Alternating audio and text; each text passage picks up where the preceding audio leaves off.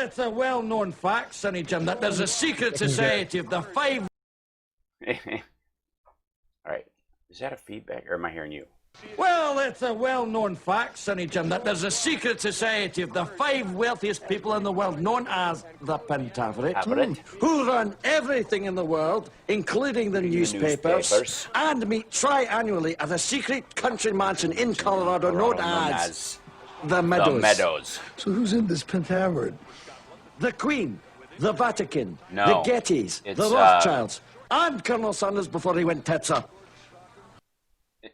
Yeah, it's Anthony LaPaglia. He was in Whispers in the Dark with Annabella Sciorra and Alan Alda, which came out about the same time as Basic Instinct, when they were doing, remember the 90s sex thriller, where it wasn't enough that the detective, might be the killer as well, but he was also a closet perv. To chew bubblegum and kick ass. And I'm all out of bubblegum. Live exclusively for WCPT in Chicago, standing up and speaking out, here's Hal Sparks. Well, here we are on this crazy Saturday morning. Right out of the gate, I would like to offer my love and condolences to the family and friends of John Lewis, who was an extraordinary human being, and I also very much support the renaming of the Alabama Bridge. That it should be known as the John Lewis Bridge from now on, as bridge. So I'm for that. I think that would be a great honor to his memory. There's a documentary out on him if you haven't seen it called Good Trouble. John Lewis repeatedly had his head fractured in exchanges with the police and it wasn't even. I think the majority of the times he was assaulted was just by groups of white goons in the South. Yep. So while he was doing things like walking. Yes, and eating at a counter and being peaceful. He was a big believer in the Gandhian principle of nonviolence. He spoke on the same stage as Martin Luther King Jr. when he gave his I Have a Dream speech. An extraordinary man. Just a giant. Yes. An absolute giant in the civil rights movement. I don't quite know how to take the fact that it took the president until 11 a.m. their time to sign a declaration to have the flag lowered to half staff at the White House. Well, that's his first, 11 a.m., that's his first true waking hour. Well, no, he was right? He was already on the golf course with Lindsey Graham. Oh, Jesus. By that time today. On the same day, we have also hit 140,000 dead. And by the way, John Lewis passed, I believe, 2 days ago. It was just the announcement, or a day ago. It was, but the information came out late last night. Is my point. As opposed to the president didn't find out halfway through his day. And if anybody took a minute to draft up the resolution, which requires nothing, to fly something, and again, this goes to preparation. John Lewis, respectfully, was diagnosed with pancreatic cancer in December. A virulent form of cancer. It is one of the most deadly. John and I were talking about before we went on the air that's what got Bill Hicks.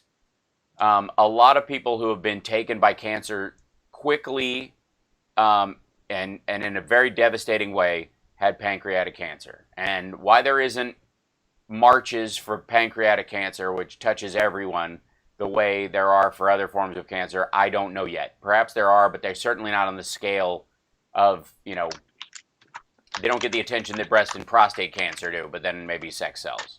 But the point I'm trying to make is, once someone is diagnosed with that, preparations are made. Affairs are gotten in order. People deal with it. And as much as people want to fight it, it's not a bad idea to have someone in your office draft something up in case something happens. If someone gets COVID in your administration, it should be a situation where you go, no offense, Jake, but we got to draft something up in case you get sick, and in case you It should be a go. case where you say, well, that didn't happen. Let's pretend. How do we sweep this under the rug? That's Right. not real. Well, they do it all the time with celebrity death watch. Sure, sure. News. What do you think? What do you think Chuck Woolery did when his son got COVID? I think he retreated into a level of pathetic, self-involved pity and anger and I don't mean embarrassment. that's a whole other thing. I don't want to misdirect from John Lewis right now. I apologize. That's okay. It's worth talking about. But knowing that John Lewis had pancreatic cancer and knowing the importance of him having some level of like an autobiographical statement about someone like that is very important. It is not just your average congressperson passing, and especially in the time that we're in.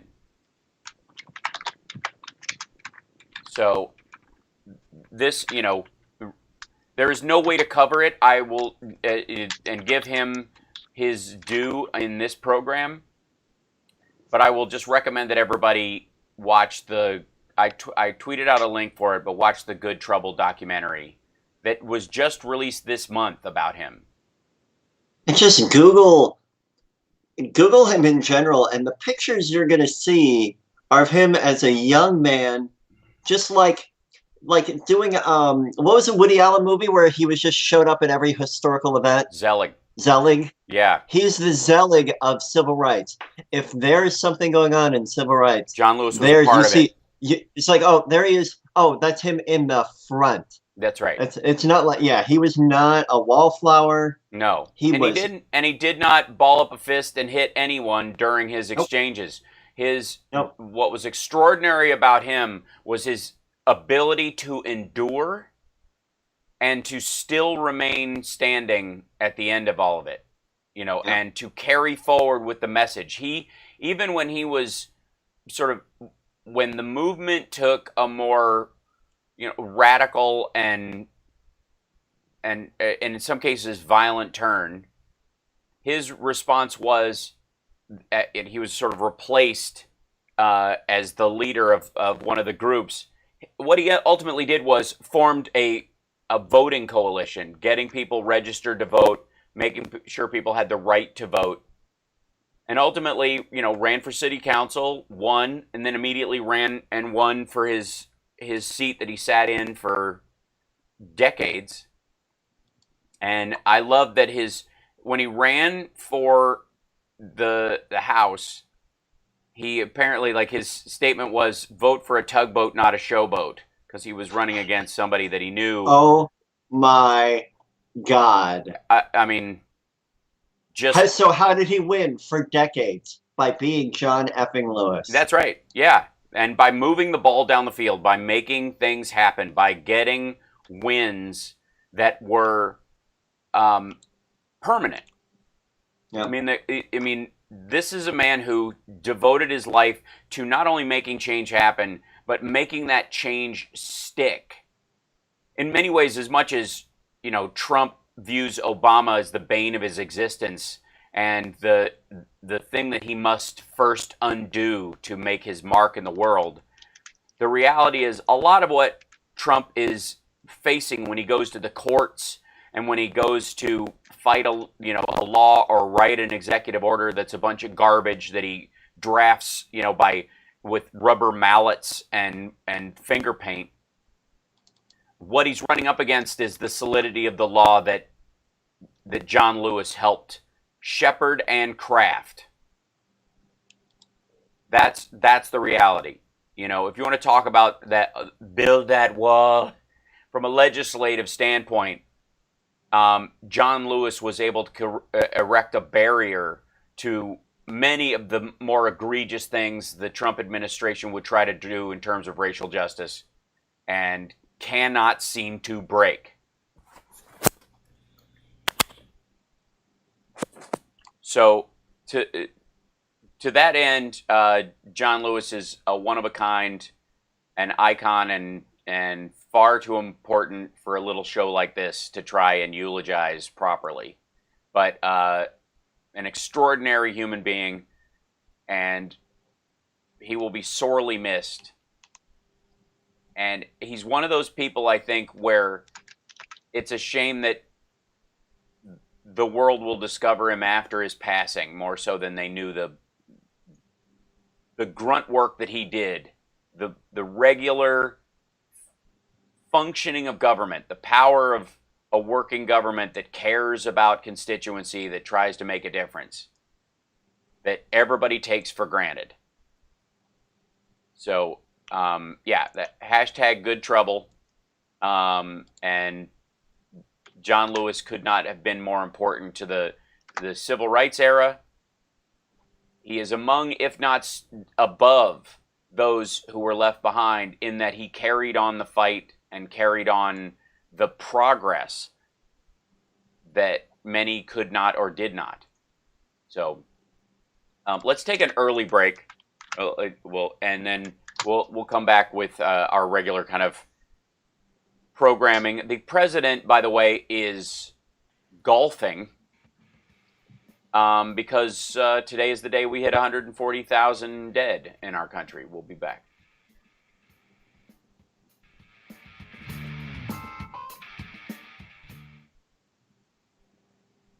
Have you got a copy of Mary Trump's book, John? No, I can't. I figured it would be distilled for me. It will. She's been doing, the round. She was on Maddow last night. She was on 2020. They did. How'd she do on Maddow? I should go look that up. She did great, and they also ran it was Thursday night, and Friday they played a clip of there were extra segments of it because they cut out pieces, just for time. So they played an extra piece of it last night when on Maddow show when Nicole Wallace filled in. Oh, okay. Yeah, and now the gloves are off. She has admitted that he uses the N-word and uses anti-Semitic phrases all the time. I mean, which is zero surprise to anybody. I mean, there were old stories of him before he even ran for president about how he doesn't let black people count his money, and he wants the quote guys with the small hats to count his money. And I mean, just run of the mill, grotesque, garbage people stuff. Yeah, second generation racist nonsense. And ooh, what flavor is blue back today? in 60, guys. It's nearly invisible. You see it blue, but on my green screen, it's like a pre-workout. So I have that sometimes because it has BCAAs. Sure. Yeah, it's does it have a little bit of caffeine in there? Yes, it does. Because I need it because I was grinding over the last few days. I'm gonna collapse tomorrow after this Sexy Liberal show. I bet. I use Tailwind. Actually, I use Tailwind so I don't do that. I pooped in too many cornfields to do anything that messes with my my innards. God. Fuck yeah. Sorry. I farted. Farted. That's redundancy has never been so satisfying. I farted. Right. It's like, we know. Yes, right. Well, you can hear him going, oh, God. Right. I farted. This is Doris Davenport, host of The Doris Davenport Show. All local, all the time. Now let's get back to Hal Sparks' radio program, Mega Worldwide. So, aspects of John Lewis that's super important is his movement and his drive towards making sure everyone has the right to vote, even his political enemies, even just every American. It's that simple. It's the standard we have here. Thank you, Hal Vickery, and thank you guys for the super chats this morning, and thanks for the new subscribers. Welcome. Thank you, Ashley Bell. But people are going after Mitch McConnell for, there's a lot of reasons to go after him, but for sitting on a bill to protect our elections that John Lewis fought for last year. Oh, nice. And maybe it gets the attention it needs. I'm gonna doubt it. I don't think that will be the case. I think there is too much riding on. Well, I think Trump's entire election strategy is limit the vote as much as possible. Has to be. Has to be. There is no other path. The most recent, he keeps saying again and again, 92%, 96% with the Republican Party, biggest support ever, which is a 4-month-old stat, which was questionable at the time, and is certainly not Doesn't current. sound super current. Nope. Right now, it's 67%, which is pathetic and dangerous for any run-of-the-mill Republican. Yeah. Much less somebody who is now having to coddle and scramble for every vote. And he is going the next couple of weeks, this whole law and order push and his whole MS-13 nonsense he did on Thursday, which is wanting credit for the normal functioning of government. Yeah, you have a murderous gang in the country who's moving, involved in human trafficking and drugs. Yes, break them up and arrest the heads. And that's what we have a Department of Justice and an FBI and ATF and DEA for. That's what they're supposed to be doing. You know what they're not supposed to be doing? Snatching people off the street in camouflage with no markings into rental cars. It's literally like the soccer mom version of Russia. They were pulling people into minivans in Portland dressed in fatigues. Desert fatigues, which always confused me. Urban camo I would understand in this circumstance. Even all black would seem to make some sense.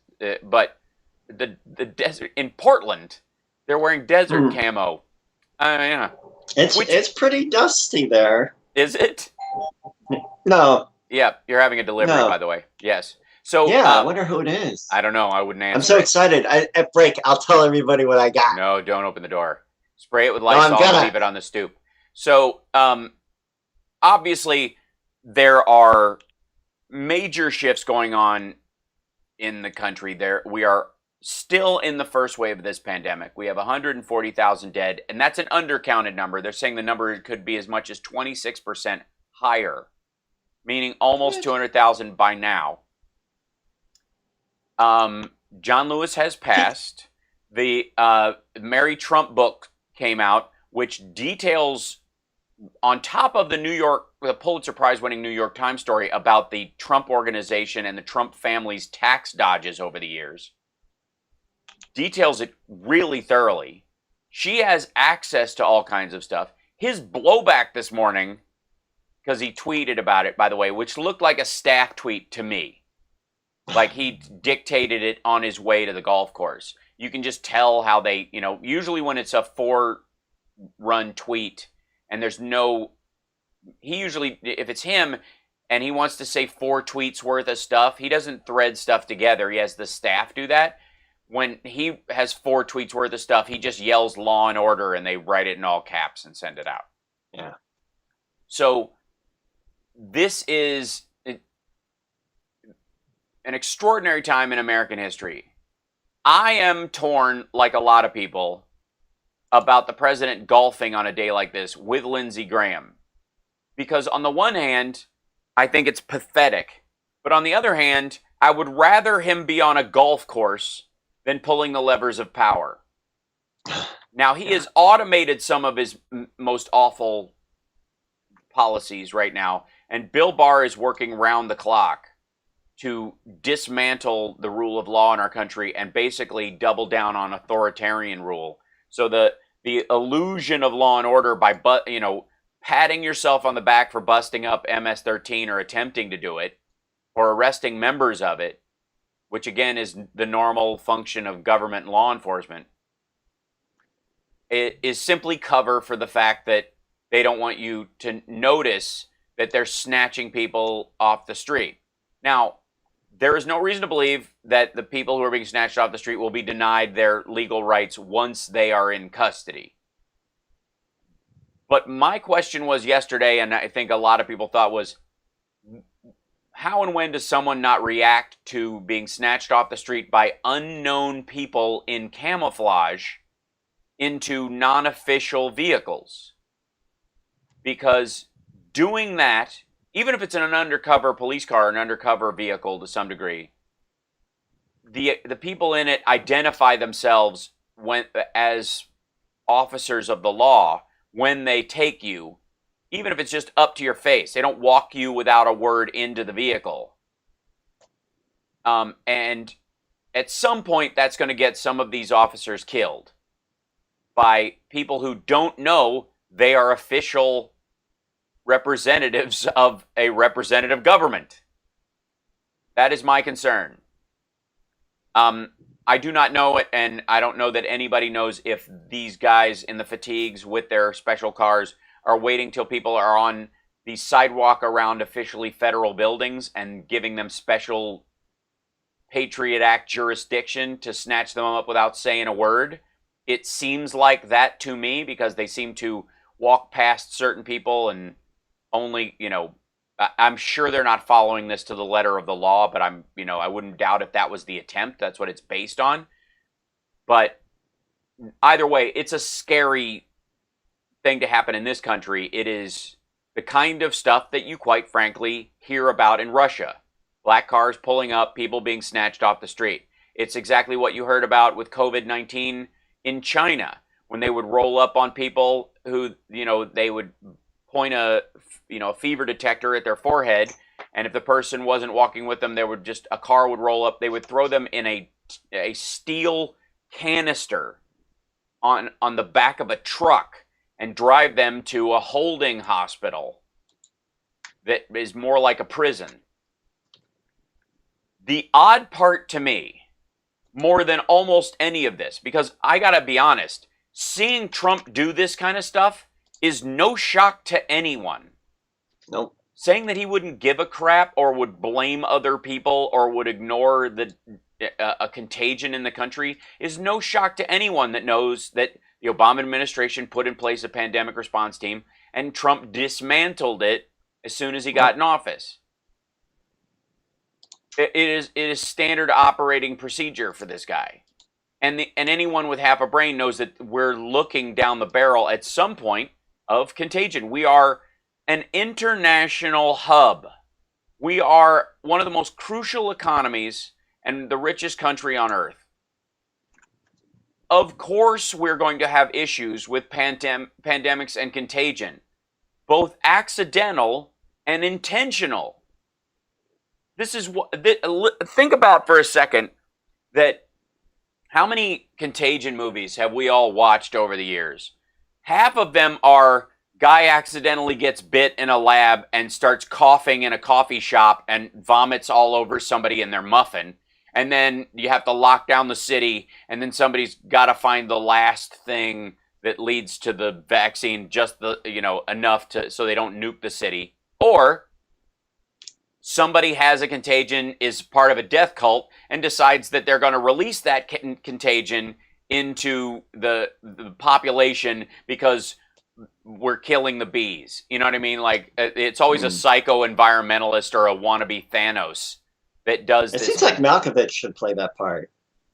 Has like he? in every Yeah.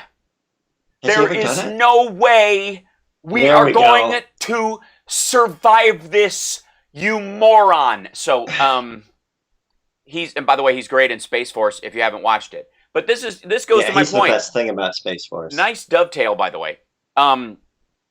John, usually you take us off, but you put what? On. Yeah. So Trump dismantles the pandemic response team, something that we all as a public are aware will be necessary at some point in our future.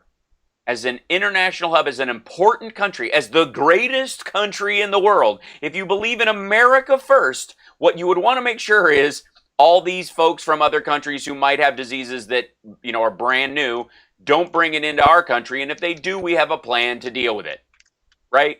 Because you don't want business interrupted. You don't want people to die, especially American citizens. Like, if you have this illusion as America first policy, That's what you would want because it's an obvious danger. You know what's not a danger? War in space right now. So he dismantles the pandemic response team, but we need Space Force.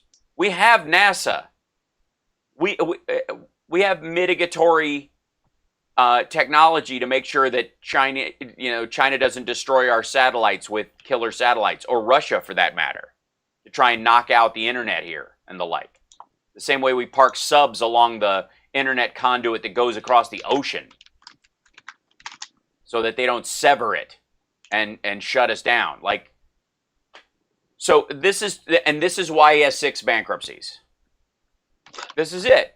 Because his ideas roll in, dismantle the actual protection, and put in place the showy protection that actually has no value and it is not germane. It just makes ding dongs give something. It just gives ding dongs something to shout. Right, which is why John Lewis's statement, "You want a tugboat, not a showboat," is such an important line.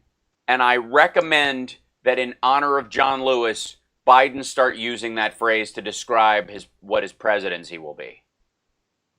Because I think Democrats have always been that. Tugboats, not showboats.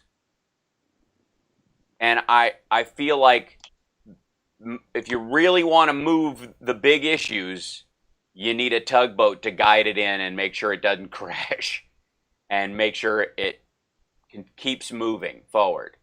So we'll be back right after this. It's the Hal Sparks Radio program, mega worldwide on WCPT Radio, Chicago's Progressive Talk. We are streaming at infotainmentwars.com, and you can help support the show by both joining in the chat, subscribing to the channel there, hanging out, super chatting, or joining Patreon, patreon.com/Hal Sparks. Also, Sexy Liberal Show tonight. Tomorrow, we added an extra VIP meet and greet because the first one sold out. It's going to be called the Sexy Liberal Hangover Brunch. Go to sexyliberal.com, and it's tomorrow morning. So you can rewatch the show, and then we'll have another post-show with you just like we will tonight. So you'll get to hang out and do all that. And it is much improved from the last VIP thing that we had. There's a lot of improvements that have been made where everybody's running and gunning. But it's fantastic. Carl's going to be with us at the Hangover Brunch tomorrow at the Meet and Grope. That's awesome. We'll see. We'll be back right after this. We got to take a break. It's the Hal Sparks Radio program, mega worldwide.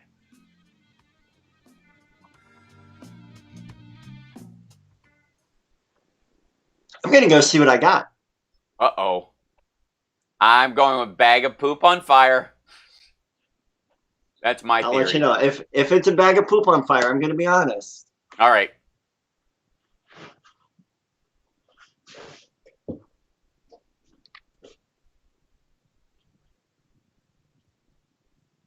Hi, chat room. Space Force metaphor for, yeah, maybe. Well, trust me, Trump would never come up with something called the Space Service. 304, Cosmic Rose, awesome.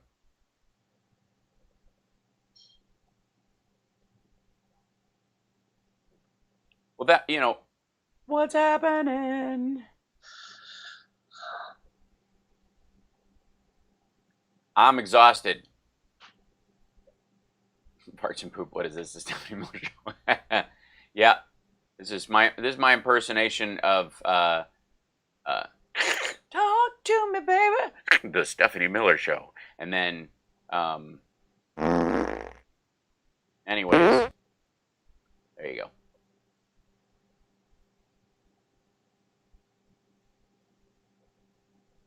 Anybody see Russia TV's post video of Trump's daughter-in-law's dog mauling a Nancy Pelosi doll? No. I don't watch RT, but Jesus. Back in 60, guys. Thank you. Do I know Tina Turner? I have met her.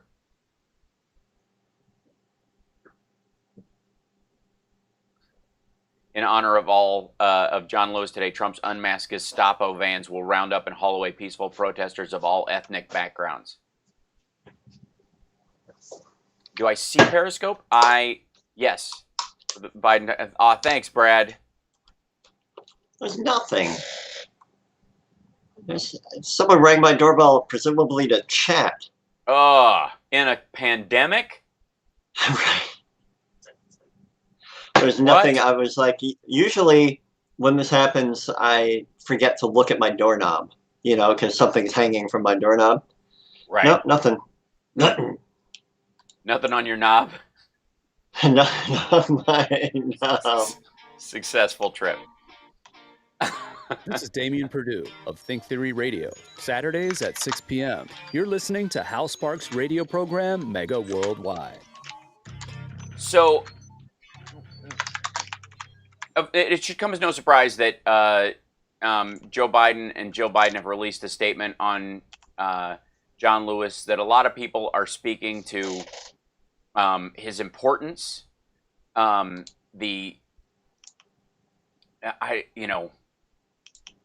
normalcy, and I have to say, oh my God, Christina F. and Mark and Christina in the chat room, thank you guys so much for the super chat. That's fantastic. I'm overwhelmed.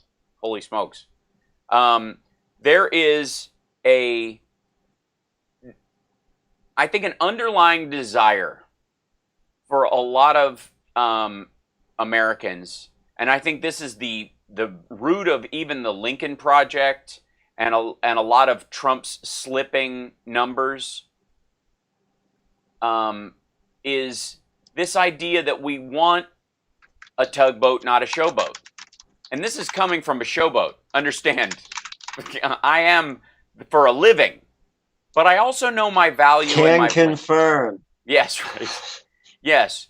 There's one of my favorite lines of Steve Martin's is from L.A. Story, a beautiful and sad film, quite frankly, heartbreaking in places. I love it, but he goes, normally I don't like to be around interesting people because that means I have to be interesting too. And Victoria Tennant says, does that mean you find me interesting? And he goes, I find that when I'm around you, I start showing off, which is the idiot's version of being interesting.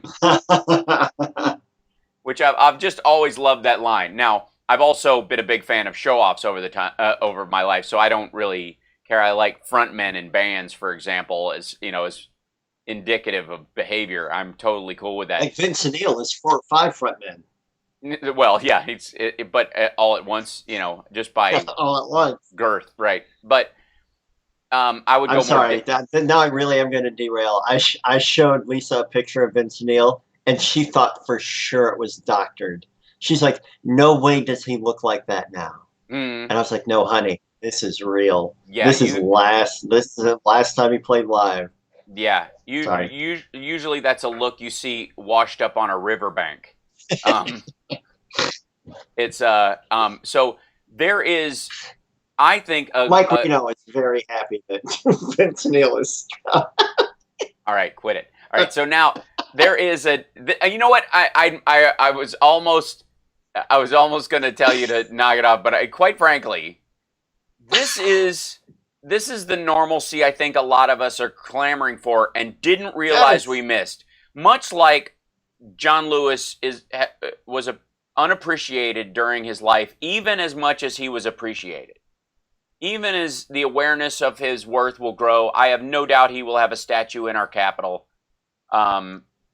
He deserves one. He has earned one with his life's work and the quality of his character, and the joy he inspired. And don't get me wrong, I think Trump will get one too. It'll be made out of butter, and it will be eaten every year at the Sturgis hot dog eating contest or something. But go and get a pat of Trump. Come on. But I do think that there is a clamoring. I read an article this week about people who are referred to as the politically homeless. And it's, these would be self-described moderates who don't feel like they can talk to anybody right now because of the spikes in extremity, right? That they can't have a complicated conversation because they'll get canceled on one side or seen as, vilified dangerously by the right, as a race traitor or somebody who's going to take their guns or something like that, just because you don't think somebody should be able to walk around on the lawn of a school with two 30-round magazines taped together, so that they can reload quickly without being asked a question or two. Like, excuse me, sir, is there any particular reason why you need to be walking on school grounds with a loaded rifle? I'm American, that's why. Not good enough. Get out of here, or we're going to arrest you. That kind of normalcy is when Trump screams about the silent majority. That's really who it refers to in some ways. He thinks it refers to this illusion of people who support him, this magic group of people who are they don't want to admit that they love Trump. The only people that love Trump openly admit it. There are not anymore. Maybe before 2016 or maybe a year into his presidency, there were people who were like, I like what he's doing, but I don't, I want the tax cut. I like, border security, but I don't want to outwardly say that I support him. But I'll probably vote for him again. Now, those people are gone. None of them fear Joe Biden the way that they feared Hillary Clinton or had some sort of weird Pizzagate illusion. None of the crap that they used to vilify her is sticking to Joe Biden. And a lot of them are simply going, I would like to get back to where I don't have to worry about my government all the time. I want it to function. Yeah, John Mulaney has a great bit about that. It's the horse in the hospital bit. I don't know it, but I trust you anytime you bring up a horse in a hospital. But this is a huge part of the movement behind Biden, and away from, in some ways, the desire for inspiration as far as leaders go, on one hand, and the guy you can have a beer with idea on the other hand. Because the appeal of Trump was never the Bush appeal, insofar as... You can have a beer with him? Yeah, it was never the he gets me, he's one of us kind of things, as much as they tried to attach that to him. The appeal of Trump is Christian evangelicals, faux Christian evangelicals, and populist right-wing nutcases and QAnons and all those people who've been lurking around, saying the earth is flat and all kinds of stuff for a long time, have been seeking somebody who is indicative of the success they would like to have, which is be rich with very little, if any effort, be able to decry, the failures and losers and haters who don't like you. You're basically like YouTube star level fame. But second generation rich kid with a trophy wife who can have all the illicit sex, do drugs, under the table, and never get called out for it, and always come out on top, not because you deserve it, but because no one can stop you, or anybody who could just abdicates their responsibility. And this is appealing to a lot of those, the hardcore Trump, but that's who they supported. Now, they have more in common with people who sought after Reagan or Kennedy, called Kennedy's, home Camelot, or the White House Camelot when he was in there. People who were inspired by Obama and the like. The idea of an inspirational leader. I'm not comparing these people to him. I'm saying that the people who seek inspiration, he has more in common with those kind of crowds than he does with people who actually want the government to work. He's got dear leader followers, and he's a dear leader kind of person. Yeah. Brad in our chat says the idiots that voted for Trump wish they were him. Yeah, they project themselves into him. Now, he wouldn't hang out with any of them. He would consider them an embarrassment. These round tables he has, and I cover them every single day on my live stream. These round table gatherings that he has where he puppets some people up, hides behind cops or people who are victims of crime or people, small business people and the like. He sits there, they say their piece, little prepared statement. The White House, gathers up a small group of people that they can bring in for these last minute events. They stage them.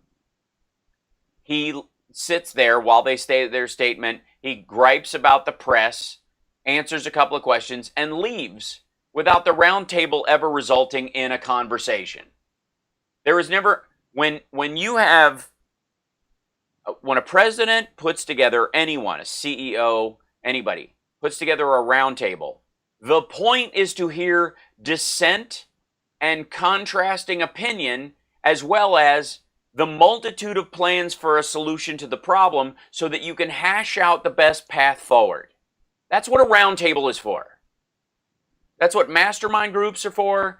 That's the value of them. Okay? Trump uses them only as PR events and doesn't even know how to do that right. Doesn't even know how to have a proper PR event, which is, oh, that's interesting. And the 2 times I've seen him go, tell me a little more about what you're, because that's really interesting. And when they told him to do that, engage with them, try to do this crosstalk, he asked if you could grow Idaho potatoes in New Hampshire or something. Can you grow the same potatoes, an Idaho potato, in How does that come up? It does he just not like Ohio? He's talking to farmers. And he had people from a local farmer, because they couldn't be bothered to get anybody from far away because it was slapdash and last minute. They do these little summits to bring back America, but they don't think about it, but 12 hours ahead of time, if anything. And then they start going, okay, who can we get? Half the people are, well, I'm from a farm in Maryland. And you're like, well, yeah, you mean driving distance? Way to reach out to the rest of the country. I respect the Midwestern states so much so that I can't be bothered to think of a plan to invest in them that would require planning at all. Even the truck event with the big cardboard weights in the back of the truck that he had, where he was talking about American production, and it was a truck company, a guy from New Jersey, and the trucks were local. They brought the trucks in from a local dealership. Not even the guy's dealership that was speaking. And the trucks, in his anti-regulation speech that he gave, I don't know if you saw that, but it was a joy. No, I'm sure of it. He's standing in front of 2 trucks, and the guy's talking about how his regulations, cutting regulations have helped this guy's business. Never says how, but the trucks he's standing in front of have better powertrains, are more fuel efficient, and he said, and we're moving towards electric. This was a quote from and we're moving towards electric. What? All part of regulations and change that were put forward since the Carter administration and focused on under Obama during the auto bailout, that have actually made these companies competitive. We got to take a break. We'll be back right after this. Good God. Got yourself all riled up. I did. I got my own self.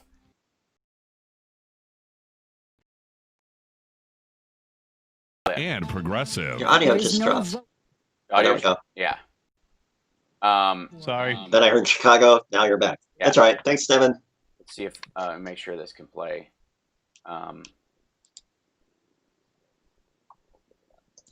Play in the sunshine.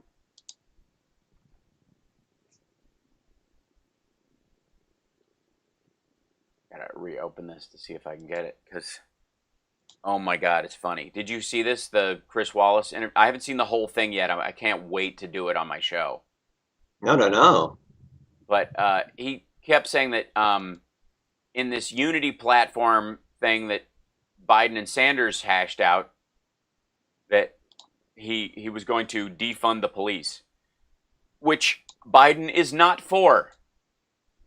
No. Nor is he for abolishing the police. That's a ridiculous notion. Funding mental health services or taking military funds given to the local police and saying, you guys really don't need an up-armored tanks. Yeah, you don't need tanks and up-armored Humvees to deal with citizens. You don't need it. We would rather use that money to fund other outfits that could deal with stuff that the cops shouldn't have to deal with, which was the essence of this whole thing. Back in 60, guys. Cool. I don't know why this won't load. Twitter down. What's happening? Twitter. Right. What's wrong with you? What's the matter with you?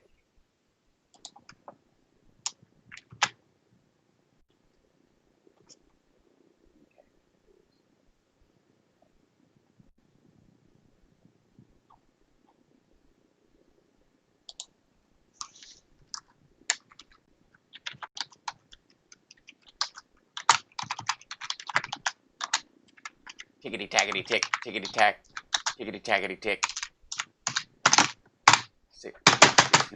Thanks.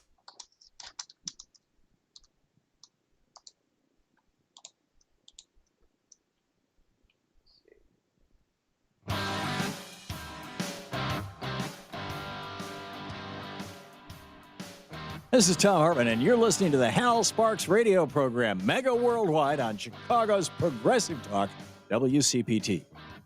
We love Tom, and Tom, again, amazing that the volume of books that man has written. I find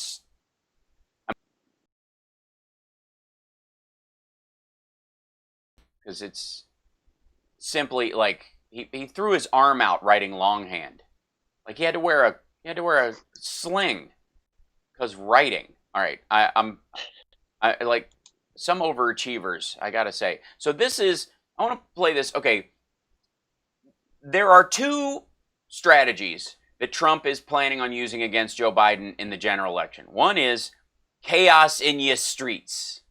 If you elect Joe Biden, it's going to be riots and chaos in your streets all the time. Lawlessness. They will be, destroying things. Yes, John? Have you noticed that they actually have clips of these riots in the streets?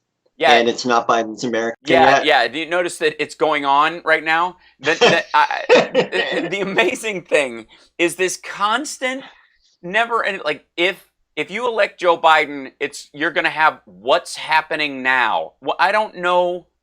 First of all, why would anybody believe that? Secondly, I don't know anybody who doesn't immediately think that the second he goes, you're going to have riots, people are going to be burning and looting stores and destroying statues. You're like, dude, they're doing that now.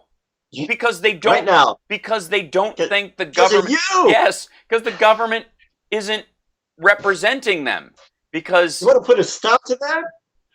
You know how the Obama administration did? They put the cops program together to look at bad police departments across the country and start mitigating these moments and stop these kind of things from happening and start to, after Ferguson, how do we start from a federal standpoint, best we can without overstepping our bounds, how do we stop these incidents from happening?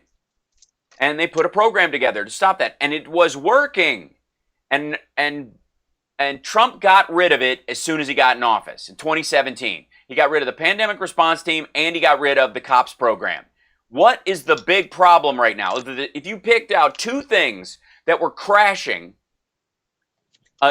2 years almost to the day of him dismantling these things. Again, this is why he has This is why he has 6 bankruptcies, 3 marriages, and nobody would lend him money but criminal organizations and gangster governments. This is exactly why. Because he can't, I often complain about the use of revolutionary language because I believe revolution is the 6-minute abs of democracy, that the real work of it takes time. And you have to go, okay, 2 years from now, where will we be with this policy? Will it solve it, or could it possibly create problems we don't recognize? So let's think about this for a second. Before we do this, what are we not seeing? What blinders do we have on because we're trying to solve one issue that we might? And AB 5 in California is one of those, the freelance worker bill that's supposed to help people, but screwed tons of people out of out of all the legal protections they had as gig workers, which in the entertainment industry, from everybody from bands to chiropractors and massage therapists to babysitters to Uber drivers, it threw a huge chunk of the economy into a cocked hat, and while people were trying to do the right thing, it was an attempt to do something worthwhile, and it failed. And it was people who were behind it. They meant well, and they were trying to solve a problem. Right, Mary Dixon, animal trainers, anybody who is hired separately off of production as an independent contractor, all of them. It was just,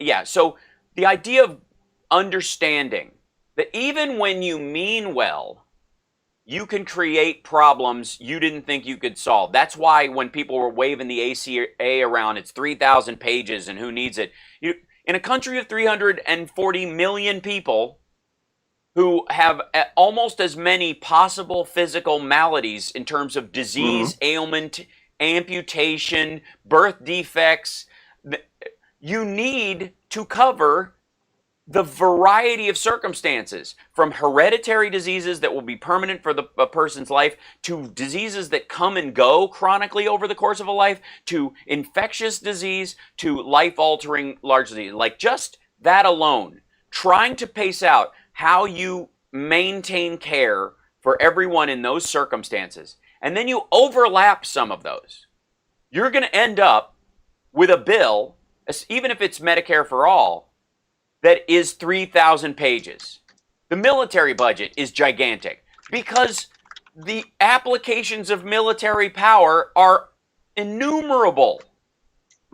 That's why we don't fear complexity on this show, okay? That's why, I do. Well, I fear change. That's right, but you also poop in cornfields while jogging. So, I mean, you're a solution-oriented fellow, is what I'm saying. I am. Yes.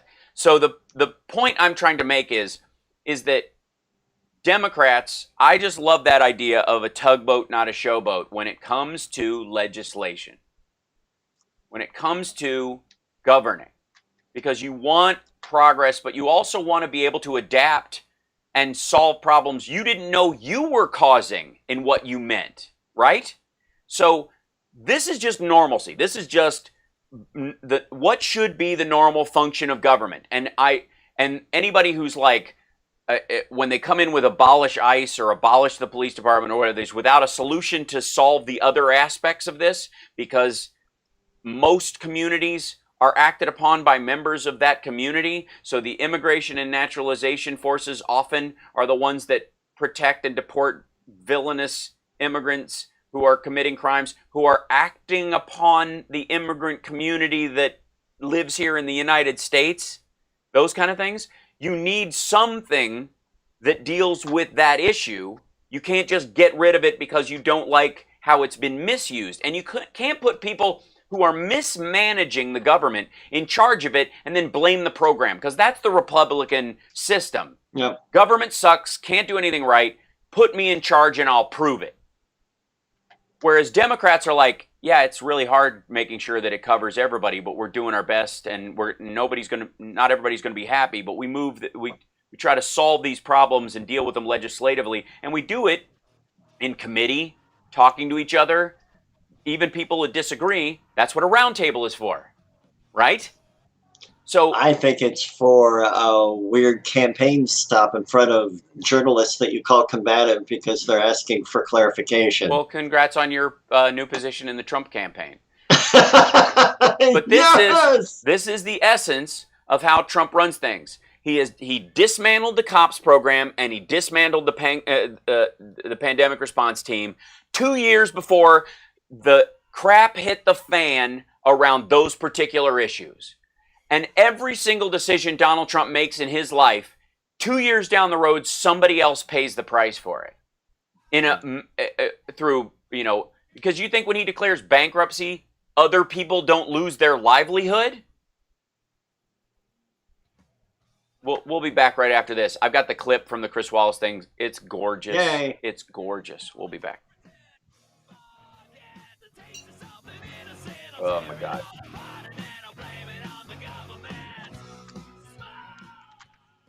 And thank you guys, Elijah the Poet. Thank you for following, guys. Holy smokes! The super chats today. Bless you. Thank you so much. I've been so. You're gonna have enough to buy more pre-workout. I believe so. Yes, but then of course I'm in the I'm in the GNC Pro program, so I get a discount. You have to say, bro. Bruh. BRUH. I'm obviously not in the program. I will say that I have probably been my least active and my worst eating this week just because of the hours I'm keeping. Yeah, that'll do it every time. And yet... Oh, let's see it. And you're translucent. Am I? Oh, because when I turn sideways, I disappear on the And you got Skype. no pants on or legs. Oh, yeah, that's right, because my pants are gray. They're gone. But I'm like, this is me like, bleh. And I feel good that this is me like, bleh. That means the other work I've been doing isn't temporary. So, yeah. Sactamundo, Charlie Brown. Yes. Thank you, 2257. Pop culture references. But yeah, so I'm intermittent at the gym, different from when I was obviously before, because they're not like the hours they're open are more normal. It's so weird. So I joined Planet Fitness here. I belong to the Iron Addicts gym, which I use all the time. That's the kind of grunt gym. But I joined the Planet Fitness, so I have 2 gym memberships because Iron Addicts, they have all the deadlifting stuff that I need and everything, but they're not open on Sunday, and they have sort of regular gym hours. And Planet Fitness was open on Sunday, open 24 hours a day, and they had this red light therapy stuff, and it was super cheap. So I was like, okay, that'll be an addendum to my, so I don't have to lose a day if I have to skip a day, and especially if I have my kid, I don't want to take time away from Cam any more than I have to when I'm trying to just maintain myself and all that stuff. So I joined that as an extra thing, and then of course this hits, and they cut the hours back. I'm like, you should keep the hours at 24 hours because you'll spread people out over more time. And some people, addicts, It's not they don't have all the weights up in an attic. Yeah, no, it's Iron Addicts. That's the. They put us up in the attic and they say, "Work it out." I love CT Fletcher. He's a good man. He's the guy who started the Iron Addicts gym. There's only a couple of them. There's only 2 or 3. Just a great dude. What was like his whole I command you to grow biceps video on YouTube went kind of viral, and I never saw that. That sounds funny. He's hilarious. He's amazing. He's a vet. He won the what's it called, legit curl, like he had the world record for legit curl, which is you curl like friggin' 400 pounds or some nonsense up against a wall with your elbows against the wall, so you can't use your... Really restrictive, so it's isolated? Yeah, and he had the world record for that for the longest time. I think he still does, or somebody beat him by half an ounce or whatever, which I'm like, go away. It's like the margin of error. I think you have to beat it by 2% or you don't beat it or something. But anyways, he's just a great dude. And a sweetheart. And he had a heart attack, massive heart attack. Yeah, because he was like junk food forever as a power lifter, and then he got slimmed down and all that, and then the damage was already done. But anyways, I just love the guy, and but I can't, that gym's not open all the time either. They're intermittent because they're family owned. So, but it's the same thing with the trains on the East Coast. When COVID happened, they cut back the number of trains. Well, if you have the same number of people still going to essential jobs, even medical workers, they're all going to be taking the same trains And now you've got fewer of them running, so they get crammed in there during a pandemic. Add more trains. It's not like the staff. 60 seconds, pal, and you got 2 callers. Excellent, thank you. I that just seems like madness to me. You broaden the hours. Earn more sessions by sleeping. Right. What? There's some movie I said quotes. 10 more seconds and I'm leaving. Why? What'd you think I say? It said. I thought you said earn more sessions by sleeping. What the hell does that mean? I don't know. I don't know. That's why I came out. Daryl Hannah. Mm-hmm. So good in that. He wrote that for Victoria Tennant, his wife. Oh, he did? And they wouldn't cast her because she was too old for it. They wanted somebody younger and prettier. And by the way, Daryl Hannah did an amazing job. She's fantastic in it. She's wonderful. She's terrific. And basically, he wrote L.A. Story for Victoria Tennant to make it up. And then, of course, she dumped him. Oh, You're listening to the Hal Sparks radio program, Mega Worldwide. I've had people walk out of me before, but not when I was being so charming. Video streaming at halsparks.com. I don't care for you or for the putrid sludge you're troweling out. Puss-faced little pimpstick. True progressive talk. So let's be real clear right out of the gate. I am not for, I don't believe defund or abolish the police. I don't believe in abolish the police at all, but defunding the police to me is just bad phrasing. It's actually demilitarize the police. Pretty much. And that's when you ask people to drill down on that, that's usually where they land. That's right. That's what they mean. Stop giving tanks to local constabularies and small precincts and leftover military gear, which, by the way, Trump is proud of doing. It was just sitting in warehouses and we sent it. Like, we're not talking about body armor. Nobody has a problem with cops wearing body armor. It's all the anti-personnel gear that they use in war zones that's the problem. And there is a tipping point constitutionally between not letting the military police the streets and having police that are basically military. And there's a constitutional fight that's going to be going on, which has a lot to do with what's going on in Portland right now. And Trump does not have the mental acuity or brain power to understand the difference or why it's important. He doesn't care. To him, everybody is private security. And what private security does is bounce anybody you ask them to and keep their mouth shut about your crimes. Was it Keith Schilling, his bodyguard?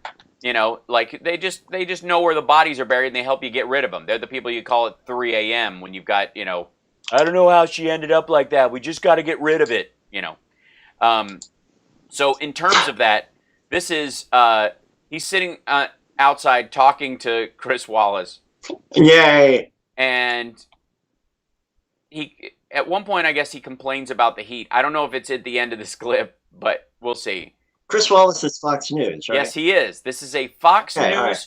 This is Fox News interviewing Donald John Trump. Wore a mask for the first time in public at Walter Reed this weekend.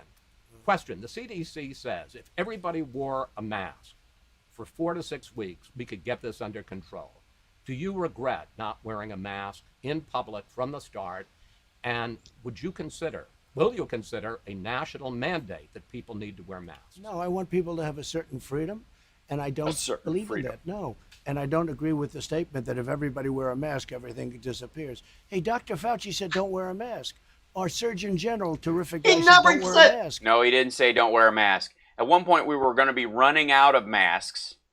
And so everybody was like... And he said, don't wear the good ones. Yeah, right. Wear a face covering, but don't buy up all the PPE because we don't have enough for nurses and doctors and medical staff. But also, it's not a matter of whether you agree with it or not. It really isn't. There is no debate with this anymore. The spread part, the question they had for a long time was, does it stop the particles, from a scientific standpoint, from traveling as far as they would?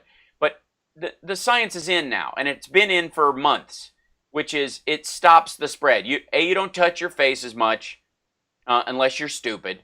And when you cough or sneeze or talk, the droplets from your face don't travel as far. That in and of itself is enough to break the chain. Is enough to break the connections that carry it across. Everybody was saying don't wear a mask. All of a sudden, everybody's got to wear a mask. And everybody's saying... Oh, that makes me so effing mad. Right. Well, this is all like... What? Just the gaslighting. Republican is just friggin' gaslighting. Right. It drives me crazy. Right. Sorry, Hal. That's okay. No, I mean, this is also like... This is basically Trump as Wile E. Coyote arguing against reading a book on gravity before he falls. You know what I mean? Oh, nobody even mentioned gravity till I'm off the cliff. You know, masks cause problems too. With that being said, I'm a believer. With a mask, there goes problems too, he says. Yeah, that's a good sentence. Right. Masks, I think masks are good. You've seen deaths up in New York, deaths up in Chicago, shootings. How do you explain it, and what do you... By the way, those are, whatever, cicadas or something behind Trump. Yeah, so it's basically a plague of locusts has appeared as soon as they... Right, exactly. I explain it very simply by saying they're Democrat-run cities, they're liberally run, they're stupidly run. By the way, these Democrat-run, liberally run cities are some of the largest economies on Earth. They are more productive than most cities on Earth. They have more industry and more intellectual property coming out of them than other cities on Earth. If they're so stupidly run, why are they in the case of New York, the essence, if they've been run poorly and stupidly for a long time, the essence of the world economy, or the trading point for the world economy in terms of Chicago, or the media capital of the world, split between New York and LA, or, well, you get my point. Democrats have been running this country for decades. Poorly. Why? Poorly. They've been running them poorly. Is it so bad right now?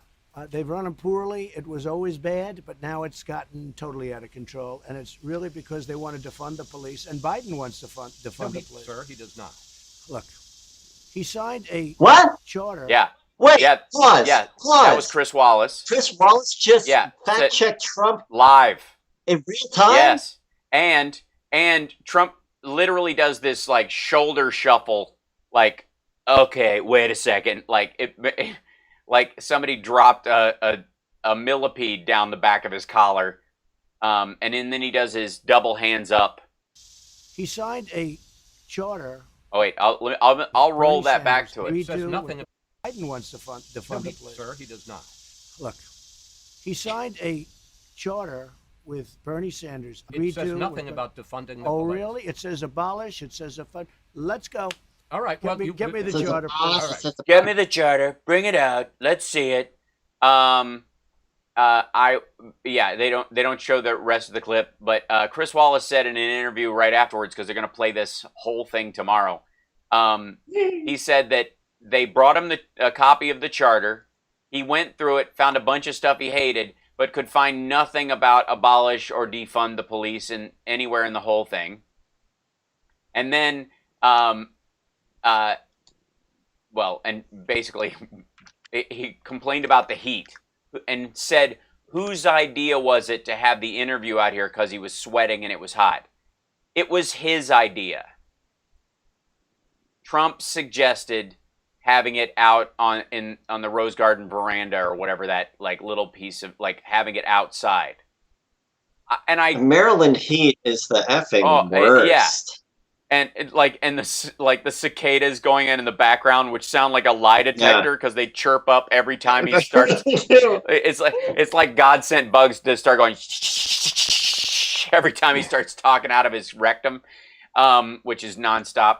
But that whole, this is indicative of a turning point in this whole thing. Poorly. Why is it so bad right now? They've run them poorly. It was always bad, but now it's gotten totally out of control. And it's really because they want to defund the police. And Biden wants to defund the police. Sir, he does not. Look, he signed a charter with Bernie Sanders. It says nothing about defunding the Oh, police. really? It says abolish. It says defund. Let's go. All right. Well, let's go. Get me the charter. Okay, let's do this. Somebody told me that I had a fact in my back pocket, and I'm gonna go look for it. But he doesn't. No. Like he's so used to just lying with nothing to back him up. Right. He got excited, and he didn't realize that somebody lied to him. Right. Well, and also, the problem is he's used to not being challenged. Mary Trump talked about this on her interview with Maddow. I think I don't know if she mentioned it in the 2020 one as well. But there was a point where he introduced her to Melania the first time, and in that interview or in that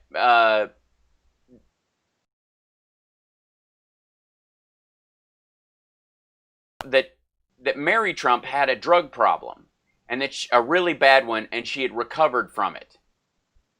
And he, by the way, she didn't do drugs. She said that right there, and then he said, well, yes, she did, and it was really bad, and it was probably basically covering like it was so bad she's lying to you, not I'm lying to you. And real quick, this is Chris Wallace following up. He's on Fox News after that clip of the interview. To a very interesting exchange where he had his staff go out and get the highlights from that 100-page compact that the Biden team and the Trump team, rather the Biden team and the Sanders team had signed. And he went through it, and he found a lot of things that he objected to that Biden has agreed to, but he couldn't find any indication, because there isn't any, that Joe Biden sought to defund and abolish the police. Because they want to defund the police. And That's fantastic. Yes, it is. It's glorious. We got to take a break. There, and that was on Fox News. That was too. Yes, that was Bremer, I guess. So, like, even Fox News is over this enough to fact check him in real time. Well, I defend Biden. This is, I don't know that they're defending him. I think they're defending their fair and balanced brand. Honestly, we got to take a break. We'll be back right after this. Yeah, right now. Now a warning. Yeah. Right. We'll be back right after this. He thinks I made it up. Unbelievable. I was thinking of the immortal words of Socrates, who said, I drank what? I'm going to find I have to show that to Lisa. Oh, no, wait. She's seen that one. Where is it? Here it is. I fived it.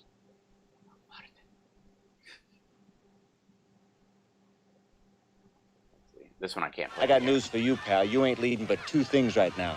Jack and shit. And Jack left town. So funny. But yeah, this is indicative of people, and this isn't even, again, this is beyond the fact-checking part of it, where it's just like, he can't point at the sky and say it's yellow when it's blue right while they're standing there. That's more about what it is than them making some sort of, having some moral standing up all of a sudden.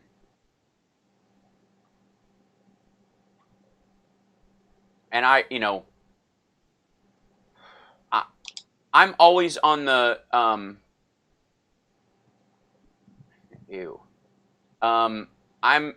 still one of those folks that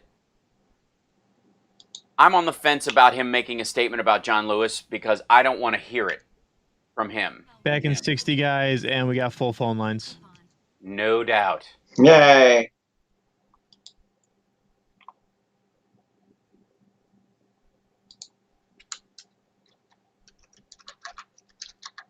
Pence issued a statement. Because Pence... Isn't that really all that needs to be said? Yeah.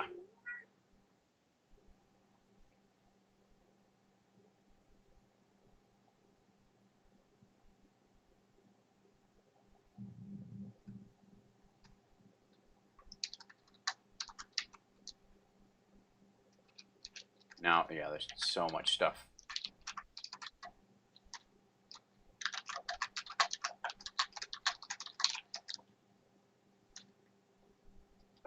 Is my keyboard better if I do it on my left like this?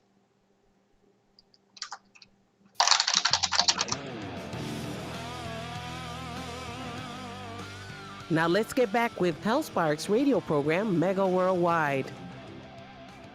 Welcome back to the show. We have full phone lines, so let's see who we have on the line first. Who do we have there, Devin? First, we got Paul out in Seattle. Excellent. Oh, yay. Hey, Paul. Welcome. Yeah. Thanks. I want to touch on something first that you mentioned in the last segment. And that is about Trump wanting to restart the economy and get things back. He is talking to the other side. As you pointed out, these cities and states where the economy resides are blue states and blue cities. Right.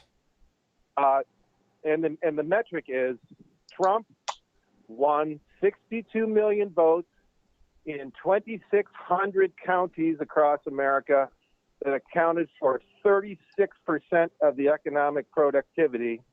Hillary Clinton won 65 million votes in only 500 counties across America that accounted for 64% of the economic productivity. So when Trump starts talking about and Pence start talking about restarting the economy, they want the Democrats to get off their butts and start working to make them look good. Right. It's pretty funny. Yeah, that's exactly what it is. So he says this all the time about, he talks about, Democrat cities and Democrat areas and blue areas, where what he's really talking about is the most highly populated parts of the country. The parts of the country with the most people, the most businesses, the most children, the most elderly, like by volume. And the reason he talked, just like Huckabee and these guys talk about the real America versus the blue America or some nonsense, is because the only way they stay in power is the fact that Oklahoma has a minuscule population and 2 senators. That's it. Right. Well, and you look at cities like Seattle, the economic productivity of, just go on there, probably at least a dozen huge worldwide companies. You got Microsoft, Amazon, Starbucks, Boeing. The list just goes on.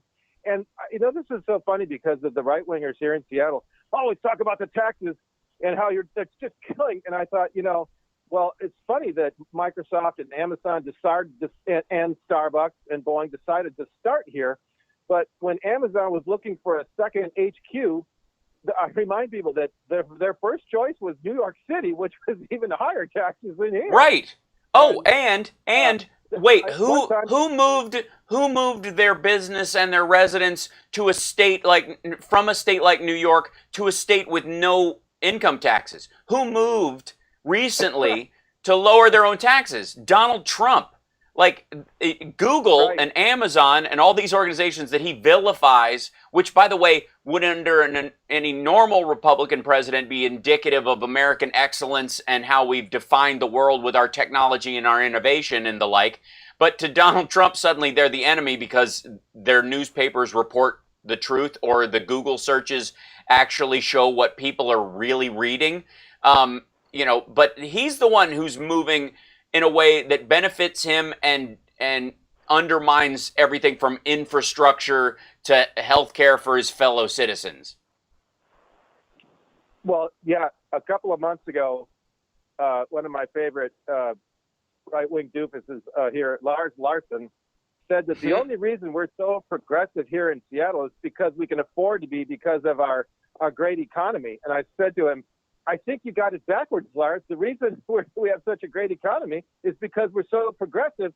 And if that's not true, what's stopping all these red states from being so great like us, right? That's right. What's stopping them?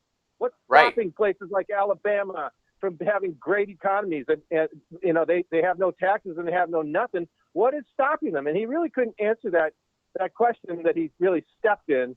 by saying the only reason we're so progressive is because we can afford to because of our great economy. Right, but also, here's where I would say there's one area where the coastal regions have, besides just history, have something up on the middle states that benefit them economically, allow for technological and especially in the information age, information-based growth in the economy.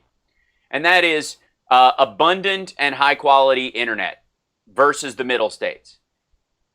You know who has a plan? Yeah, you know who has a plan for nationwide broadband that would give those middle states that that he's talking about, who have all this freedom and all this ingenuity, and it's just I guess they're not economically superior just because they don't feel like it.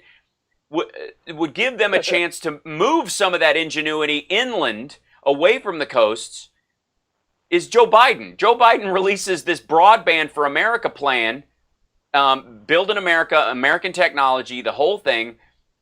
Trump is literally, it's something almost every Republican in those states and everybody who lives there, especially during a pandemic right now, when we all have recognized the value of like a cross-country equal-powered broadband service, so there's no bottlenecks like the server in Atlanta that crashed the internet for about a half an hour on Friday.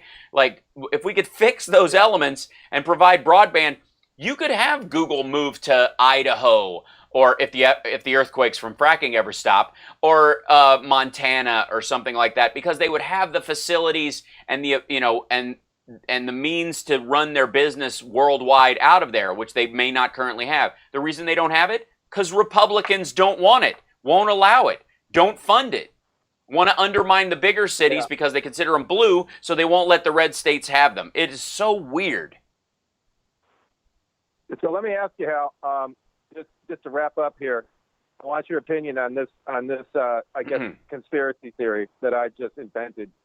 So I think in the next 8 weeks, going to be some marvelous things coming out in the next 8 weeks.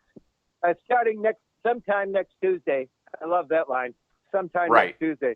But here's the idea. I think I'm going to predict this, that there will be a vaccine available by Election Day, and guess where it's coming from? Russia. We will have an opportunity to buy a vaccine from Russia. Well, they just raided. That's what they have in mind, and I think it'll be a phony baloney. It'll be a vaccine for COVID-18. It probably won't be effective. So bizarre. And Russia just got busted for raiding the coffers. The servers rather of also everyone else's coffers, but the servers where the UK and the United States were storing their antiviral research, because they're trying to steal it. They're trying to steal the cure, and not just steal it, but inserting false information to throw them off the trail. Because that's what Russia does every time. They don't just hack and steal stuff. That's what the Chinese do. The Chinese break in and take things. The Russians take things and plant fake things so that you're busying yourself trying to sift through garbage while they escape. It's very Steve Bannon. I've got an audio issue. I got an audio issue I need to solve, so I'm gonna let you go, and I'm gonna take a break early and see if I can solve that quickly during this whole craziness. We'll be back right after this. It's the Hal Sparks Radio program, Mega Worldwide, on WCPT Radio, Chicago's Progressive Talk. Thanks, Devin. Sorry to bump you in there, but I want to solve that. I'm not quite sure what the cause of it is yet, but we will figure it out. I farted. See, I don't see any audio going out. Was the echo coming from them, or say something, Johnny? I didn't hear any echo at all. I didn't hear anything either. Weird. Yeah, I don't see anything coming out my end. It looks really normal. Oh, it's not just audio, it's video. Okay, hold on. I'm going to, so everybody be prepared to jump. Oh, it's the audio is fine. It's the video show. Volume just dropped. So that must be a restream issue or something. It's probably... Gotcha, okay. Video is very choppy. That's very strange. Oh, my computer's not cooking the way it does. Hold on. Horribly done. That's so weird, because I'm not, like I said, I'm not seeing any indicator of it. I'm seeing a couple of drop frames, but nothing big. Guys, I'm going to, I'll be fine on the radio, but I'm going to sign off on the software here and restart it. I'm sorry you will have to jump to another stream, because I know everybody's in here. I apologize. Yeah, because I think that might be crackling against the buffer. It might just be everybody's on the receiving end.